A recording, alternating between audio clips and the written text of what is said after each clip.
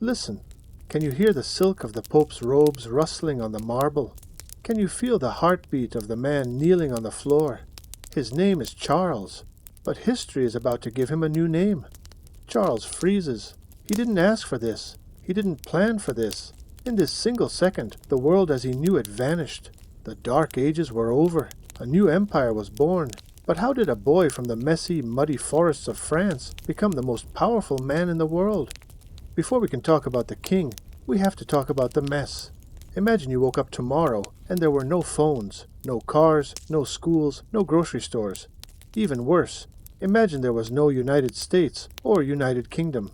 Just hundreds of small, grumpy groups of people constantly fighting over who owned which patch of dirt. This was the year 742. We call this time the early Middle Ages, but some people call it the Dark Ages. Not because it was always nighttime, but because after the great Roman Empire fell apart, it felt like the lights of learning and safety had been turned off. Charles was born into a tribe called the Franks. The word Frank actually comes from an old word meaning free or fierce.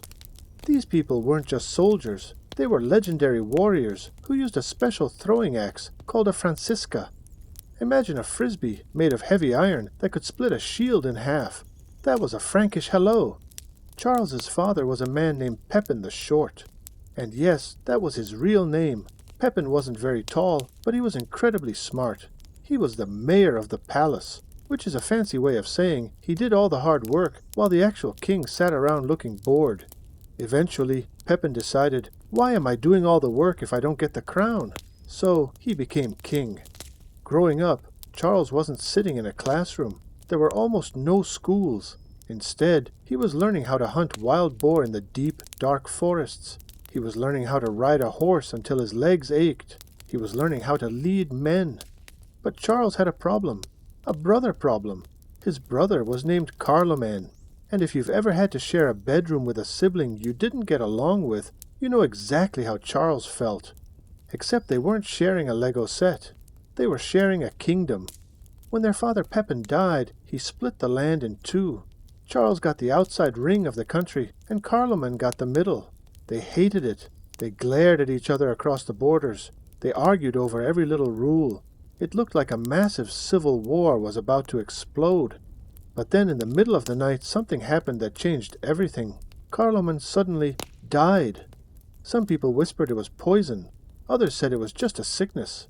But Charles didn't wait to find out.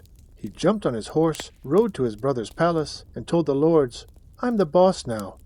Now, Charles was the sole king of the Franks. But being king of a messy, broken land is one thing. Keeping it is another. Because all around him, the wolves were circling. If you looked at a map back then, Charles was surrounded. To the north, the fierce Saxons. To the south, the Lombards in Italy. To the west, the fierce warriors of Spain. Everyone wanted a piece of the Frankish pie.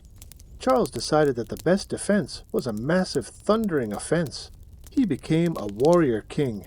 For almost every year of his life, he was at war. Can you imagine that? Imagine every single summer, instead of going to the pool or playing video games, you had to put on 40 pounds of iron armor and ride into a swamp to fight for your life. Close your eyes. Feel the sun beating down on your iron helmet until it's hot enough to cook an egg. The air smells like crushed grass and wet horses. In front of you is a city with walls so high they seem to touch the clouds. You are a soldier in Charles's army. You look to your left, and there he is, Charles. He is a head taller than everyone else. He isn't hiding in a tent. He's right there in the mud with you. He raises a sword that glints like a mirror. He shouts a command, and the sound of 10,000 shields clashing against spears fills your ears like thunder. Your heart is hammering against your ribs. You aren't just fighting for dirt anymore. You're fighting for him. Charles went down into Italy to help the Pope, who was being bullied by a group called the Lombards. Charles didn't just beat them. He took their iron crown and put it on his own head. He was now king of the Franks and king of the Lombards. But his biggest challenge was waiting in the north, a group of people who lived in the thick, foggy forests of Germany, the Saxons. Charlemagne's personal sword was named Joyeuse, which means joyful. It was said to change colors 30 times a day. It was so famous that even today, French kings use a sword with that name for their ceremonies. Imagine naming your favorite tool the Happy Blade while using it to build an empire. The Saxons were tough. They didn't have kings. They had fierce warrior chiefs. They didn't worship the same god as Charles. They worshipped ancient spirits of the forest. Their most sacred spot was a giant tree trunk called the Irminsul, which they believed held up the entire sky. Charles marched into their forest and chopped the tree down. The Saxons were horrified. To them, this was like someone coming into your house and breaking your most precious belongings. This started a war that lasted 30 years. That's longer than you've been alive. It's longer than your older brother or sister has been alive. Every time Charles thought he had won, the Saxons would wait for him to leave, and then they would rebel again. It was a cycle of fire and swords that seemed like it would never end. Charles was becoming a legend, but he was also becoming something else, a man who would do anything to win.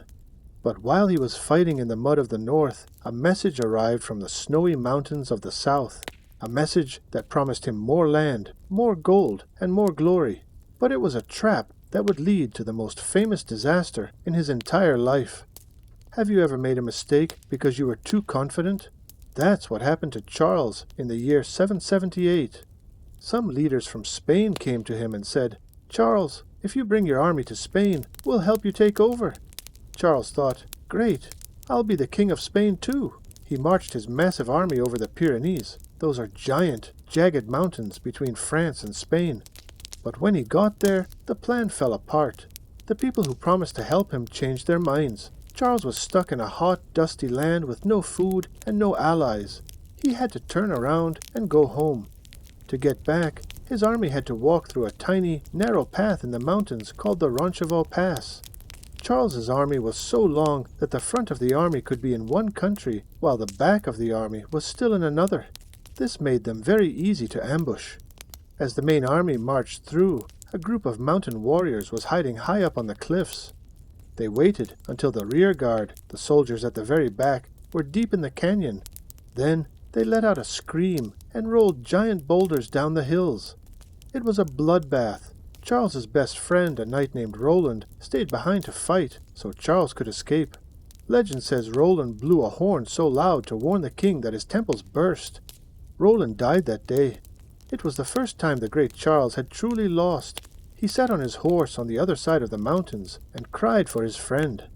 This moment changed Charles. He realized that being a great king wasn't just about swinging a sword. It was about something much bigger. He started to look at his kingdom and realized it was messy. People couldn't read. The laws were confusing.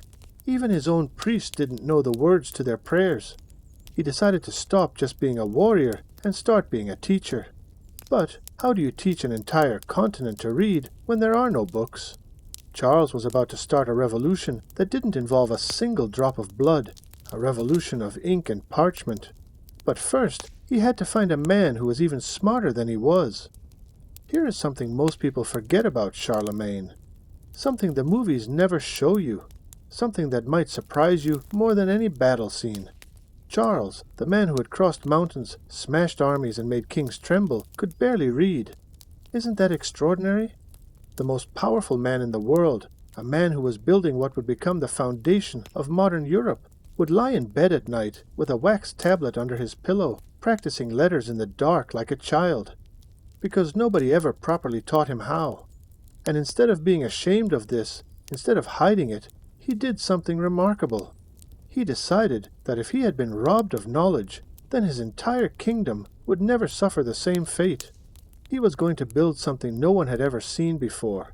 A school, not just any school, the greatest school in the Western world, right inside his own palace. And he was going to invite the smartest people on earth to come and live with him.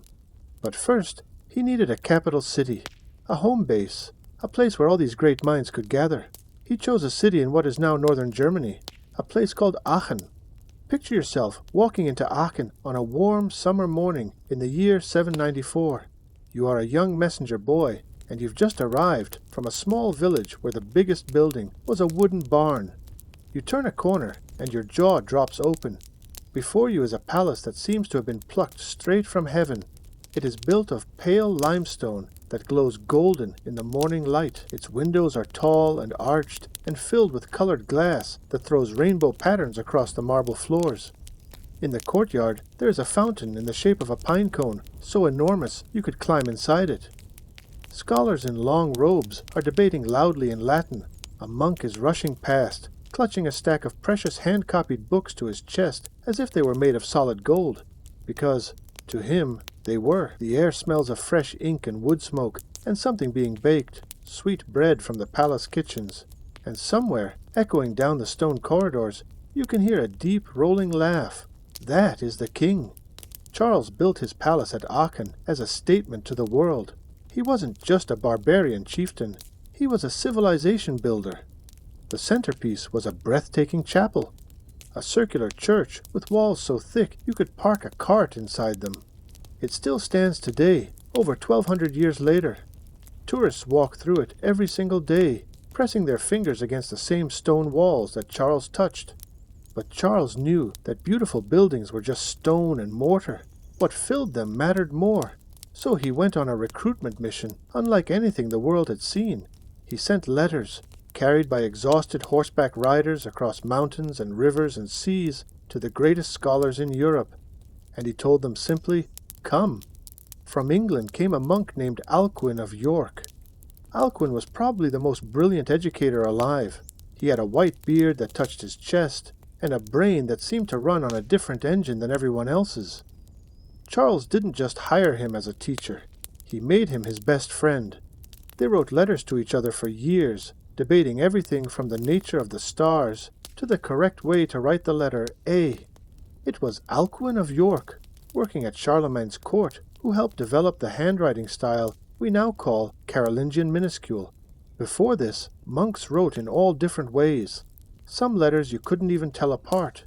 Alcuin's team basically invented small letters, what we call lowercase. Every time you type a lowercase a or b on your keyboard, you are using a writing style born in Charlemagne's school. You are literally using the alphabet that his court invented. From Spain came Theodulf, a poet with a sharp tongue and a sharper mind.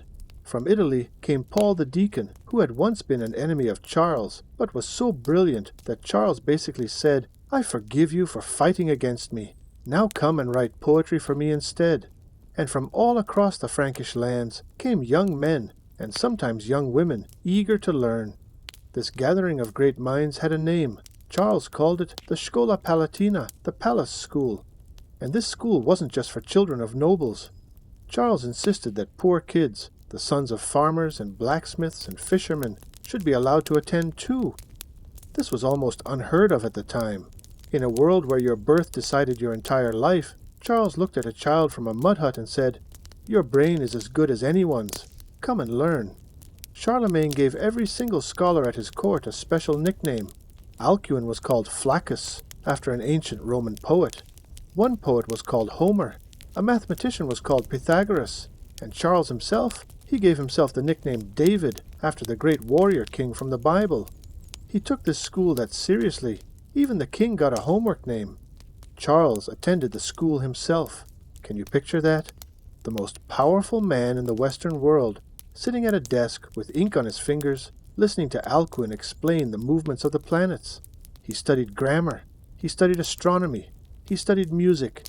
He loved music so much that he reformed how the entire church across Europe sang, standardizing the beautiful harmonies we now call Gregorian chant. He also standardized the money system across all his lands. He created a unified system of measurements so that a merchant in France and a merchant in Germany were using the same sized containers when trading grain. These sound like small things, but they were revolutionary. For the first time in centuries, there was a system. There was order. There was a way for ordinary people to live their lives without chaos swallowing them whole. This flowering of art, learning, and culture in Charlemagne's court has a beautiful, important name that historians use to this day. They call it the Carolingian Renaissance. Renaissance means rebirth. Charles was bringing the light of learning back into a dark world. But there was one gift that was more incredible than all the rest, more wondrous than any book, more exotic than any scholar. It was a living, breathing, earth-shaking gift, and when it arrived at the gates of Aachen, The entire city stopped and stared in absolute, breathless disbelief. Okay, brace yourself, because what I'm about to tell you actually happened. This is 100% real history, and it is completely, spectacularly, wonderfully bizarre. In the year 802, a large procession arrived at Charlemagne's palace in Aachen. It had come all the way from the city of Baghdad, a journey of thousands of miles across deserts and seas and mountain ranges. The procession was carrying a diplomatic gift from one of the most powerful rulers in the East, the great Caliph Harun al-Rashid. Now, Harun al-Rashid was the ruler of the Abbasid Caliphate, the greatest Islamic empire in the world at that time. Baghdad, his capital, was a glittering, magnificent city of canals and libraries and hospitals, in many ways far more advanced than anything in Europe. Harun had heard of Charles, this fierce, ambitious Western king, and he decided to open diplomatic relations, like a very dramatic friend request. So, what do you send as a gift to the most powerful king in Europe, a man who has conquered almost everything he's ever seen? What do you send that says, I respect you, I admire your power, and also, please don't invade my trade routes? You send him an elephant. Not a toy, not a painting, a real living enormous 8,000-pound African elephant. His name was Abul Abbas. Abul Abbas was almost certainly the only elephant in all of Western Europe at the time. Think about how people in Aachen must have felt when they saw him. They had never seen anything like this creature in their entire lives. Most of them hadn't even heard of elephants before. Imagine being a child, standing by the road, and suddenly this gray mountain of an animal comes lumbering down the street. You would think you were dreaming. Charles was obsessed with Abul Abbas. He took the elephant everywhere. When he went on military campaigns, the elephant went too. Soldiers who had fought off Viking raids and Saxon ambushes were apparently completely terrified of walking past this elephant. There are records of the poor creature being shipped across the North Sea during a military expedition into Denmark. Imagine being a Viking warrior, sitting on the beach, sharpening your axe, feeling very tough, and then seeing an elephant step off a boat. But the story of Abul Abbas is also a little bit sad. In the year 810, during one of Charles's campaigns in the north, the elephant got sick. He had been traveling through cold, wet, muddy northern Europe for years. Not exactly ideal weather for a creature from the warm lands of Africa. He died near a German river. The chronicles, the books that recorded events back then, actually note Charles's grief over the loss of his elephant. This enormous, fierce, battle-hardened king wept for his strange, magnificent friend. That moment tells us something important about Charles. Behind the iron armor and the roaring war cries, there was a man capable of tenderness, a man who could appreciate the wonder of the world, a man who could cry. And he would need every drop of that human strength for what was coming next. Because in the deep forests to the north, the Saxon wars were building toward a final, terrible, and controversial climax, one that would stain Charles's legacy with a darkness historians still debate today. We need to talk about something difficult, because a great person doesn't always do great things. And the story of Charlemagne and the Saxons is not a clean, glorious story. It is complicated, it is uncomfortable, and you need to know it, because history only makes sense when you see all of it. Remember the Saxons? Those fierce forest warriors who kept rebelling over and over again? Charles had been fighting them since 772. By the 780s, more than a decade had passed, and the war still raged. Every time Charles marched away, the Saxons would rise up again under their greatest chief, a man named Widukind. Widukind was extraordinary. He was brave, cunning, and fiercely devoted to his people and their way of life. To the Saxons, he was a hero. To Charles, he was the most frustrating enemy he had ever faced, because you can't defeat a man who keeps vanishing into the forest like smoke. The name Widukind literally means child of the forest in the old Saxon language, and he truly was. He knew every river crossing, every hidden path, every mossy hollow in those vast German forests. He could appear out of nowhere, strike Charles's forces, and disappear before anyone could catch him. He became a legend among his people, a symbol of resistance that still exists in Germany today. Charles grew angrier and more frustrated with every passing year. He couldn't understand why the Saxons wouldn't simply accept his rule, accept his god, and become part of his empire. He started to believe that the only way to break the Saxon spirit was to break something they held sacred. In the autumn of 782, Charles gathered thousands of captured Saxon prisoners by a river called the Aller, near a place called Verden. What happened next is one of the most disturbing events of his entire reign. In a single day, according to the historical records, he ordered the execution of 4,500 Saxon men. Let that number sit with you for a moment. 4,500 people. Historians call this the Massacre of Verden, and it shocked even some of the people who were loyal to Charles. It was brutal, it was violent, and it showed that the pressure of 30 years of war was warping the judgment of even a brilliant man. Did it work? No. The Saxons fought back even harder. Widukind launched his most furious assaults yet. The forests burned. Villages were destroyed on both sides. Children on both sides of this war grew up knowing nothing but fear and fire. And then something unexpected happened. Something that changed everything. Not through swords, through surrender. In 785, Widukind walked out of the forest. Not beaten, not captured. He walked out voluntarily. He agreed to meet with Charles. And at a place called Attigny, Widukind was baptized as a Christian. Why did he do it? We don't know for certain. Maybe he was exhausted. Maybe he wanted to protect what was left of his people. Maybe he genuinely had a change of heart. What we know is that Charles was so moved by this moment that he declared a feast day across the entire empire to celebrate. He treated Widukind with dignity and gave him gifts. It is one of the strangest, most human moments of the entire era. But the Saxon wars still continued for another 25 years after that, grinding on until 804, when the last resistance was crushed. And the way Charles finally won was not just through military force. He moved thousands of Saxons away from their homeland, scattering them across his empire so they couldn't organize. He replaced their local leaders with Frankish ones. He dismantled, piece by piece, everything that had made Saxon culture distinct. Some historians call this cultural erasure.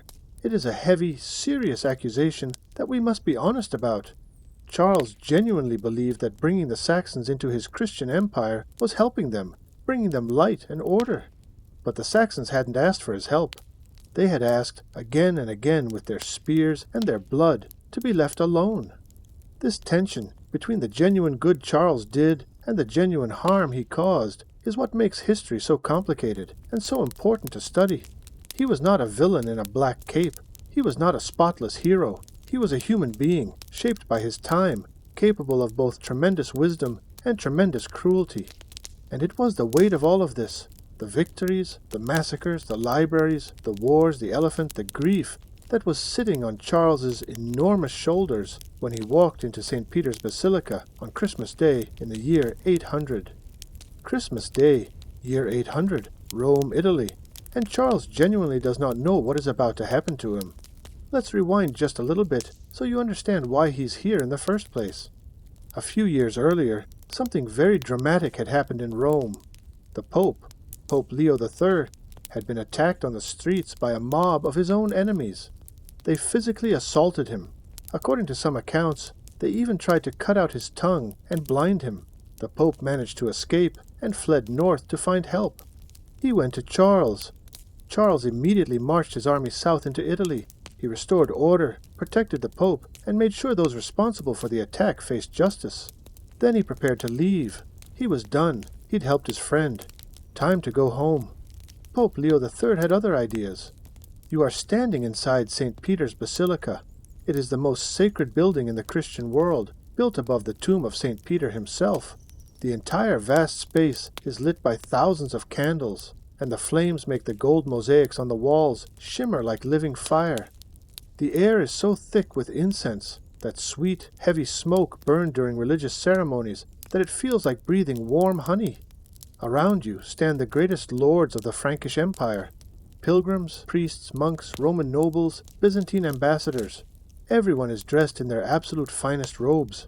The sound is enormous. A choir of trained singers is filling the stone vault with harmonies so perfect and so powerful that you feel the sound more in your chest than in your ears.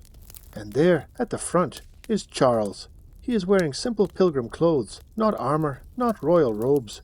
He is on his knees in prayer, head bowed, eyes closed. He believes this is just a Christmas church service. He has no idea what's coming. Pope Leo III walked up behind Charles.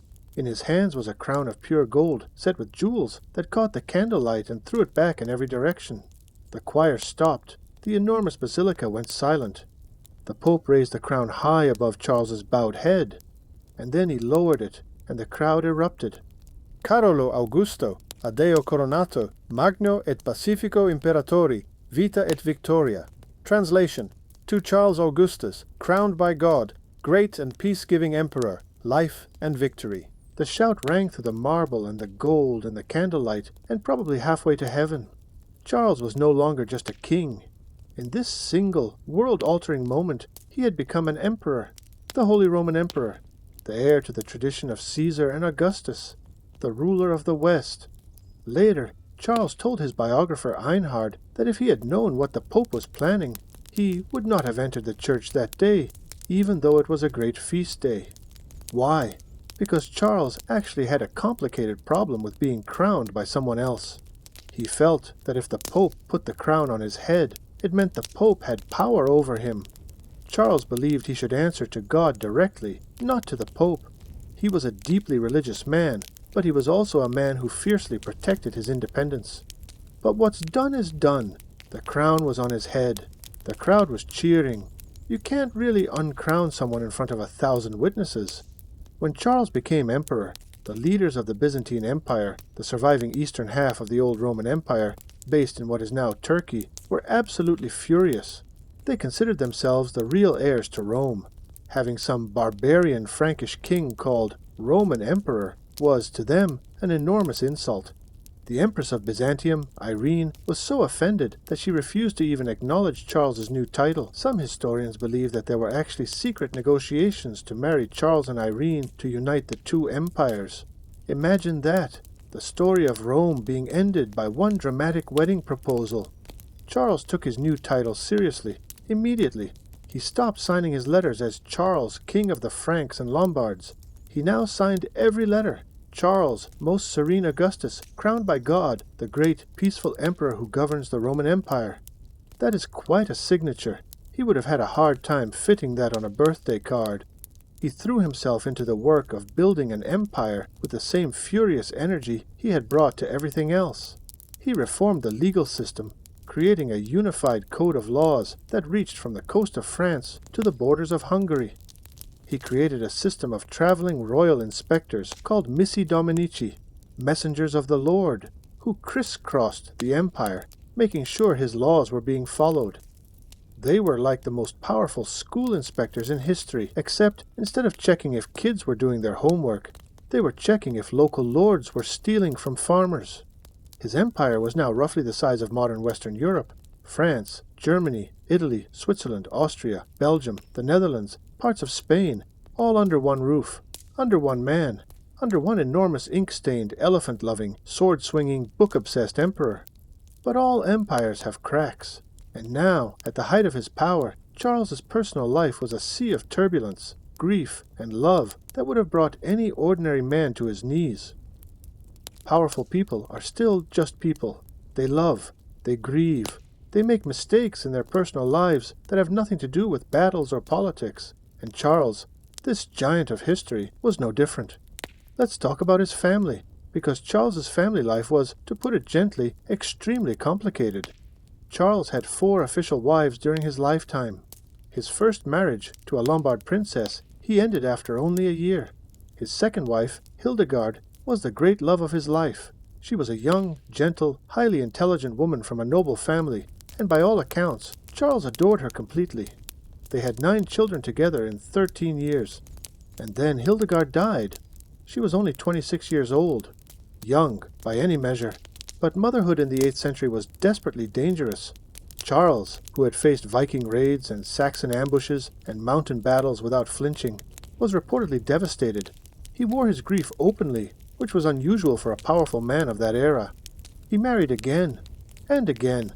He also had relationships outside of marriage, a common but complicated reality for powerful rulers of that time, and fathered children with several women.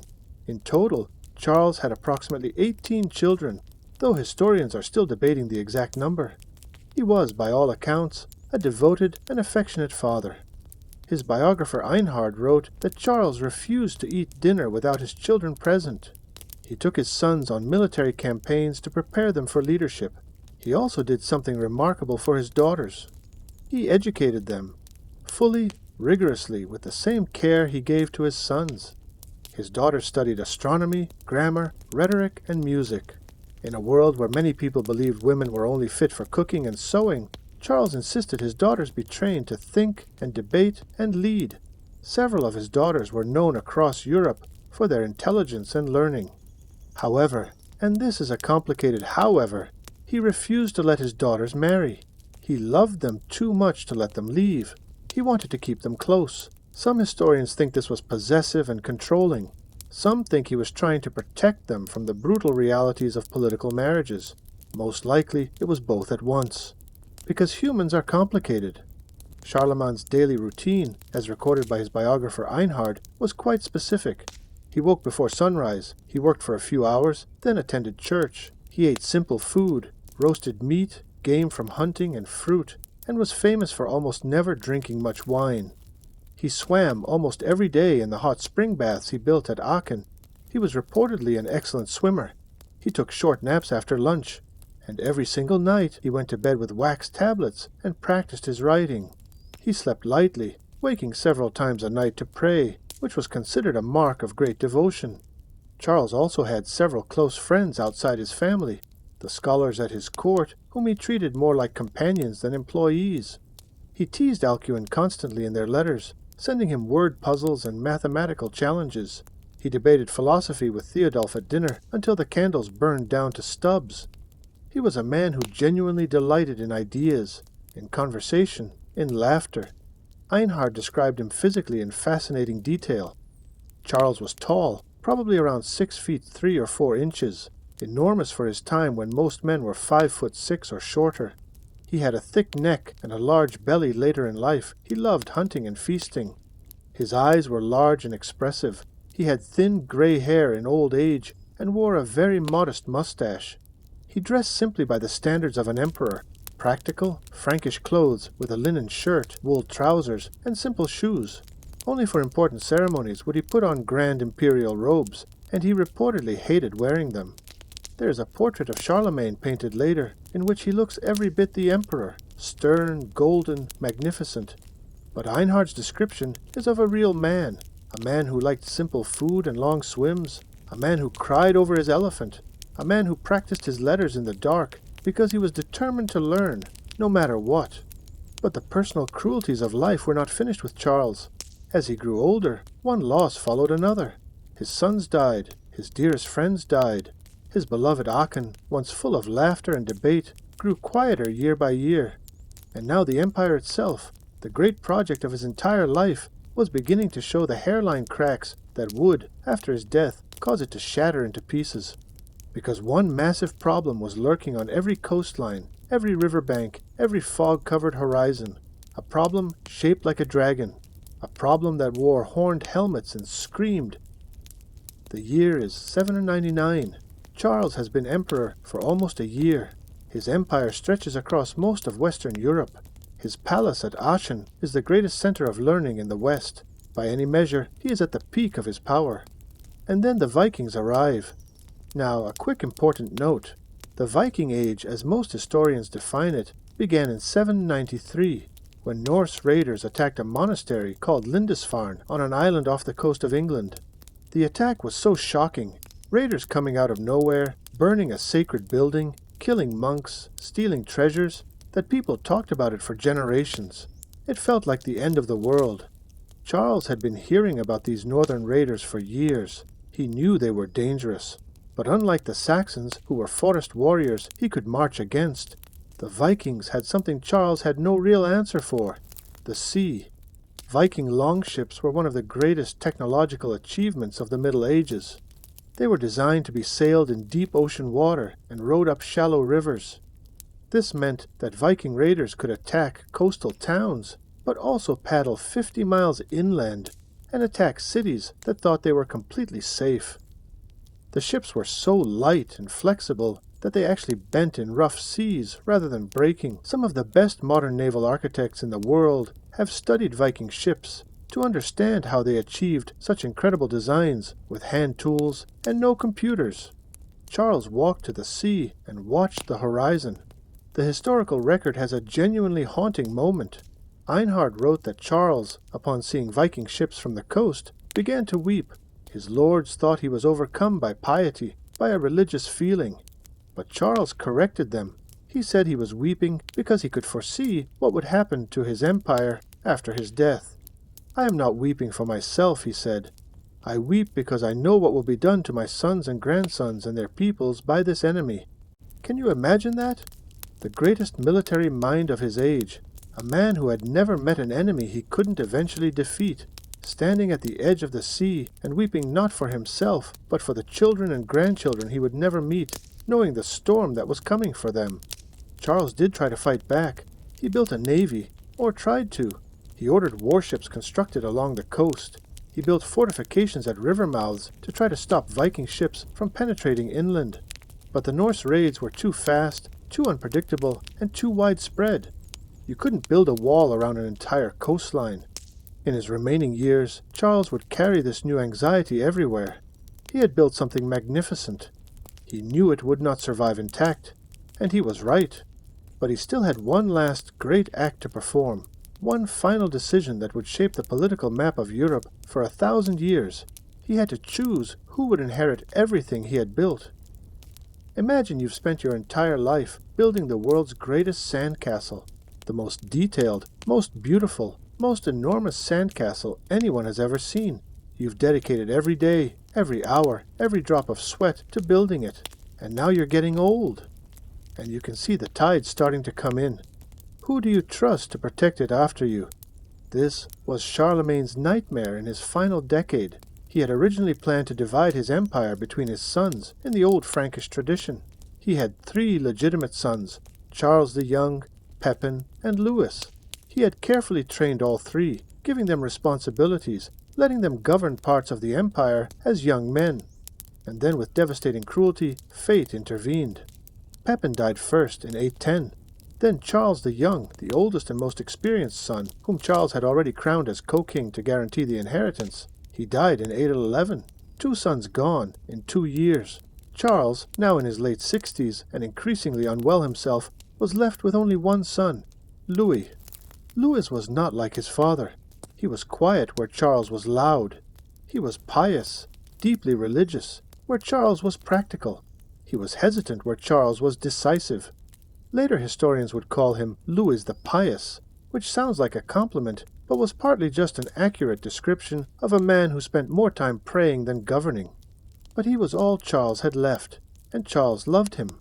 In 813, in a ceremony at Aachen, Charles called Louis before him and placed the imperial crown on his son's own head, without the Pope's involvement. It was deliberate. Charles was making a statement. My son inherits from me, from our family's power, not from Rome. Then Charles sat back in his great chair and looked at his life's work, his empire, his school, his laws, his roads, his beautiful chapel, his libraries full of books that his scholars had rescued and copied and preserved, his standardized money and his standardized measurements, and his standardized prayers rising in beautiful unison from 1,000 churches. He had done something no one had managed since the fall of Rome. He had brought order to chaos. He had knit together dozens of different peoples, Franks, Lombards, Saxons, Bavarians, Frisians, Basques, Burgundians, under a single set of laws and a single cultural aspiration. He had lit candles in a dark age. And he was tired, deeply bone-crushingly tired. In the winter of 813, Charles caught a fever. Einhard describes him developing pleurisy, a painful inflammation of the lungs that made every breath feel like swallowing fire. He refused to stop working for weeks, dictating letters and settling legal disputes from his sickbed, because that is the kind of man he was. But by January of 814, he could barely speak. On January 28, 814, surrounded by his household and his priests, Charlemagne ate a piece of bread and drank a little wine as part of his final communion. And then quietly, the greatest man of the early Middle Ages breathed his last. He was 71 years old, an incredible age for that era when most people died in their 40s or 50s. He had been the king of the Franks for 47 years. He had been emperor for 14. He had fought more than 50 military campaigns. He had saved books. He had built schools. He had wept for an elephant. He had cried looking at the sea. He was gone, and the world was never going to be the same again. When a great tree falls in a forest, everything around it changes. The animals lose their shelter. The smaller trees compete for the newly opened sky.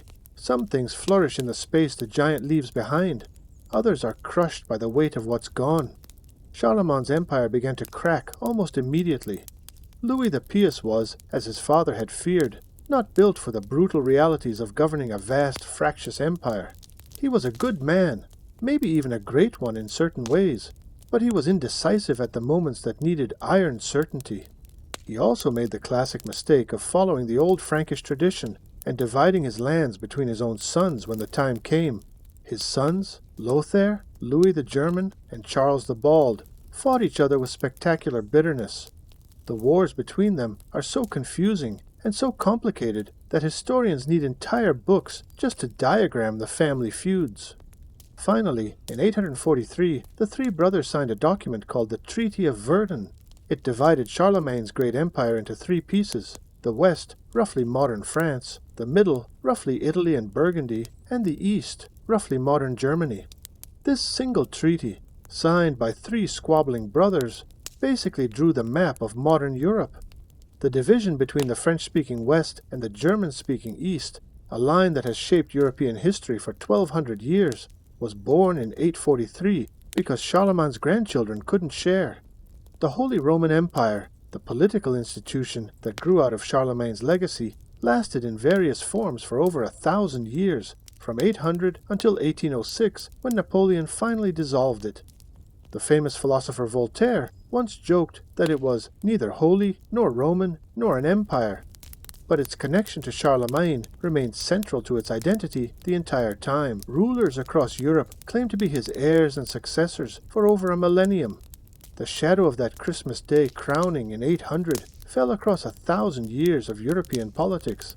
And the Vikings that Charles had feared, they arrived exactly as he had predicted. Within 50 years of his death, Viking ships were sailing up the Seine River and attacking Paris. The city was sacked. The monasteries and libraries Charles had built with such care were raided and burned.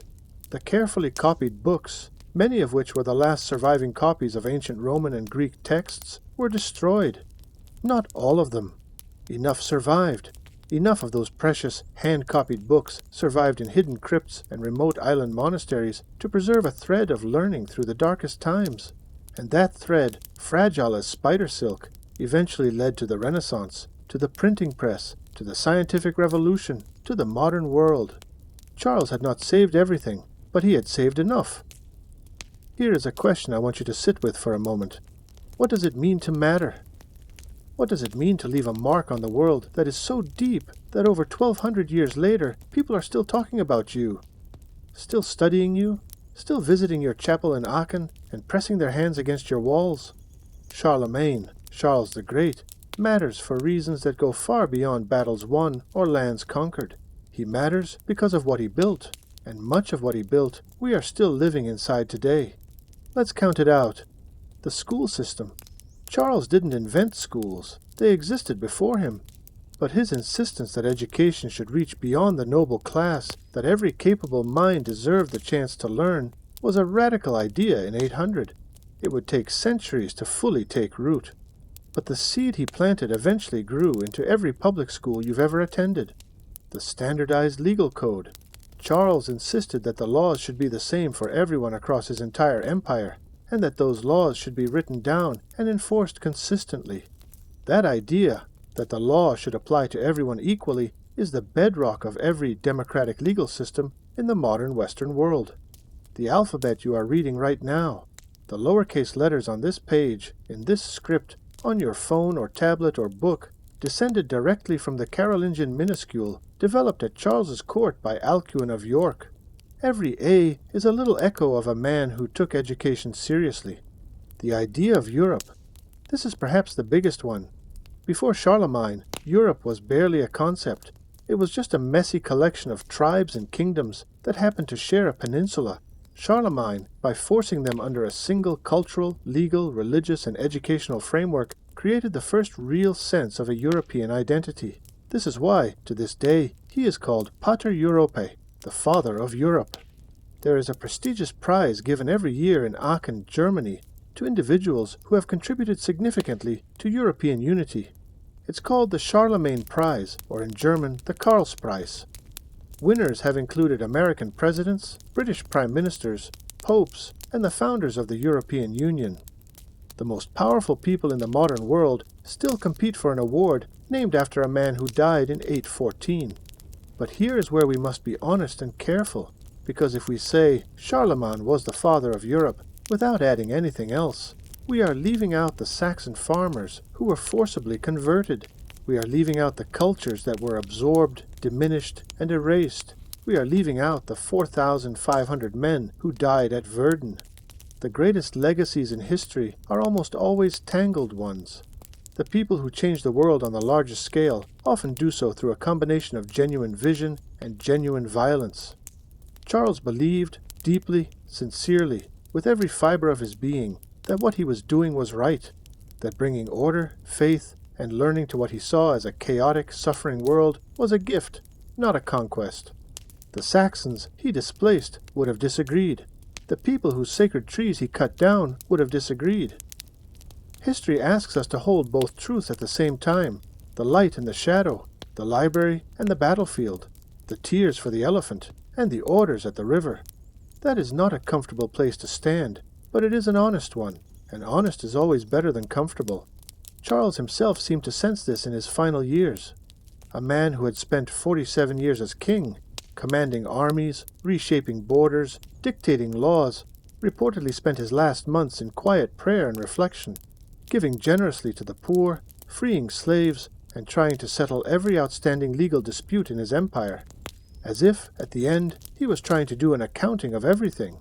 Whether the books balanced, only he and whatever comes after this life could say. Before we say goodbye to Charles, I want to take you back to the beginning. Not to the Basilica in Rome, not to the great palace at Aachen, not to the battlefield.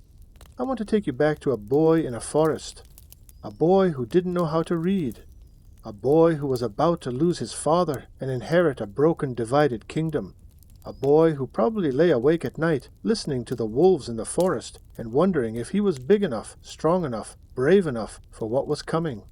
Every single person reading this has felt that way at some point. That feeling of the world being too big and yourself being too small. That feeling of standing at the edge of something enormous and terrifying and wondering if you can possibly handle it. Charles handled it. Not perfectly, not without causing harm, not without making terrible choices alongside brilliant ones, but he handled it.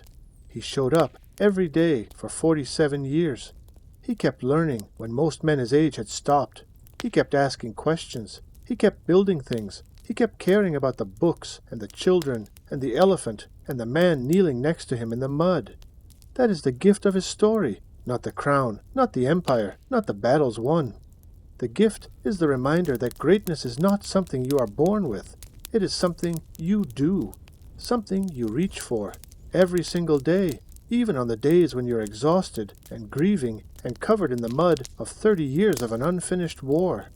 Charles reached for it again and again and again, and the world is still feeling the shape of that reach. We started this story at Christmas Mass with a man on his knees and a pope holding a crown. We end it the same way we end every great story, with a question. What do you carry forward from a life like this? Maybe it's the image of the emperor lying in bed in the dark, practicing his letters on a wax tablet, the most powerful man in the world, refusing to be embarrassed by what he didn't know, refusing to let his ignorance be permanent. That image of learning as an act of courage, not just a task for school, is worth keeping. Maybe it's the image of the palace school at Aachen, where the son of a blacksmith sat beside the son of a duke, and both of them learned to read the stars. The idea that knowledge doesn't belong to any one class, any one family, any one kind of person, that idea is worth fighting for today, just as it was worth fighting for in 800. Maybe it's the image of Charles standing at the sea, weeping for grandchildren he would never meet, because he cared more about their future than about his own comfort. That is what leaders are supposed to do. Or maybe, just maybe, it's the image of the elephant, of Abul Abbas stepping off a ship in the cold northern European rain, blinking his enormous dark eyes at a world he had never seen, and the giant of a man who took one look at this extraordinary creature and said, "I want to know everything about you." A mind that stays curious, a heart that stays open, a spirit that refuses to stop growing. You don't need a crown for that. Charlemagne lived from 742 to 814. He was king for 47 years and emperor for 14. He fought dozens of wars and built hundreds of schools. He saved the books that saved the knowledge that eventually lit the way to the world you live in today. He was a conqueror and a scholar, a tyrant and a visionary, a grieving father and a joyful swimmer, a man who wept at the sea and laughed at dinner and practiced his letters in the dark. He was, in the end, magnificently messily entirely human. And that is exactly why, 12 centuries later, we are still telling his story. Thank you for watching. Don't stop being curious. Don't stop building things. Don't stop learning, even in the dark. See you next time.